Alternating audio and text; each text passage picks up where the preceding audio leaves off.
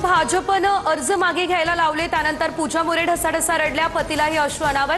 भाजपवरील या आधीच्या टीकेमुळे कार्यकर्त्यांचा पूजा मोरे यांच्यावर रोष।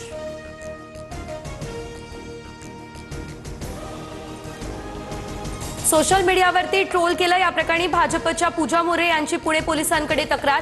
ट्रोल केलेल्या भाजपच्याच कार्यकर्त्यांवर कारवाईची मागणी।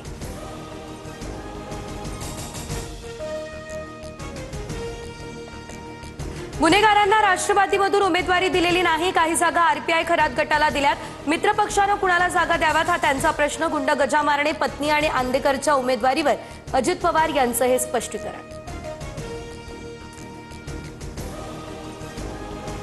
गुंडांना उमेदवारी दिल्याच्या आरोपांनंतर अजित पवारांचं रिपाई खरात गटाकडे बोट। अजित पवारांसोबत चर्चा करून सविस्तर बोलेन, सचिन खरात यांची ही प्रतिक्रिया समोर।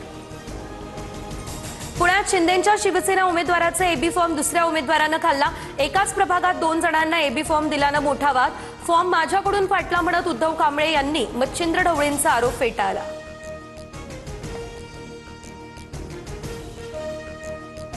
तिकडे मुंबईमध्ये एबी फॉर्मची कलर झेरॉक्स जोडून भाजपचा इच्छुक उमेदवार गायब। दत्ता केळुस्कर नॉट रिचेबल, त्यामुळे भाजपची डोकेदुखी वाढली। निवडणूक आयोगाकडून शिल्पा केळुस्करांचा अर्ज वैध। सांगलीच्या मिरजेत अर्ज माघारीवरून भाजप उमेदवाराच्या घरावरती हल्ला। गाड्यांची तोडफोड। शिंदेंच्या शिवसेनेतील उमेदवाराच्या समर्थकांना हल्ला केल्याचा आरोप। सागर वणखंडे यांनी आरोप मात्र फेटाळले।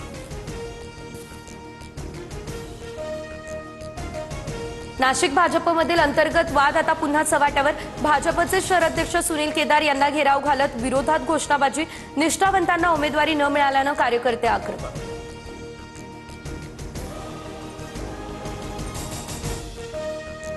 उमेदवारी अर्ज अवैध ठरला आणि त्यानंतर भाजपचे माजी नगरसेवक मुकेश शहाणे यांचं नाशिकमध्ये शक्ती प्रदर्शन। प्रभाग क्रमांक 29 मधून सुधाकर बडगुजर यांचे पुत्र दीपक बडगुजर यांचा अर्ज भाजपकडून ग्राह्य। शहाणे अपक्ष निवडणूक लढवण्यावरती ठाम।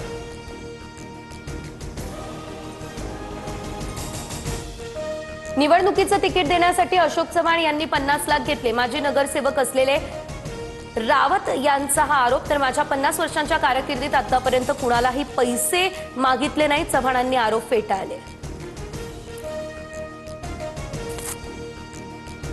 तर अहिल्यानगर पालिकेसाठी निवडणुकीच्या रिंगणात उतरलेले मनसेचे 2 उमेदवार गायब। गेल्या 24 तासांपासून उमेदवारांचा कुटुंबाशी संपर्क नाही। मनसे जिल्हाध्यक्षांची माहिती, निवडणूक बिनविरोध होण्यासाठी अपहरण केल्याचाही संशय। शिवतीर्थ निवासस्थानी उद्धव ठाकरे आणि राज ठाकरेंची 3.5 तास बैठक। वचननामा आणि संभाव्य सभांबाबत चर्चा, तर बंडखोरांबाबत स्थानिक पातळीवर लक्ष देण्याच्या अनुषंगाने चर्चा। बंडखोरांचं बंड शमवण्यासाठी मुख्यमंत्री फडणवीस हे तैनात। मुख्यमंत्र्यांकडून बंडखोरांसोबत संवाद। अपक्ष अर्ज दाखल केलेल्या उमेदवारांची काढणार समजूत। मुंबईमधल्या मनसेच्या 53 उमेदवारांनी राज ठाकरेंची भेट घेतली। तुम्हाला ऑफर येतील, पैशांच्या आमिषाला बळी पडू नका, राज ठाकरेंचं आवाहन। तर शर्मिला ठाकरेंकडून उमेदवारांचं औक्षण। महापालिका निवडणुकीत आतापर्यंत 20 उमेदवार बिनविरोध। भाजपचे सर्वाधिक 10, शिंदेंचे 7, अजित पवार यांच्या राष्ट्रवादीचे 2, मालेगावातील इस्लाम पार्टीच्या 1 उमेदवाराचा झाला विजय।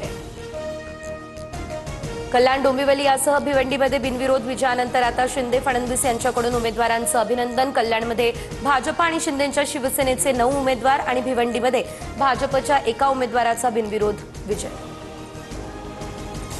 शाळेच्या परिसरात येणाऱ्या कुत्र्यांचा बंदोबस्त करण्याची जबाबदारी शिक्षकांवर, त्यामुळे बच्चू कडू आक्रमक, निर्णय मागे घ्या अन्यथा शिक्षण मंत्र्यांच्या घरात कुत्रे सोडू, कडूंचा इशारा। पुण्यात स्पर्धा परीक्षेची तयारी करण्याचे विद्यार्थी आक्रमक। पोलीस उपनिरीक्षक पदाच्या भरतीत वयोमर्यादा वाढवण्याची परीक्षार्थ्यांची मागणी। आंदोलक परीक्षार्थ्यांची पोलिसांकडून धरपकड।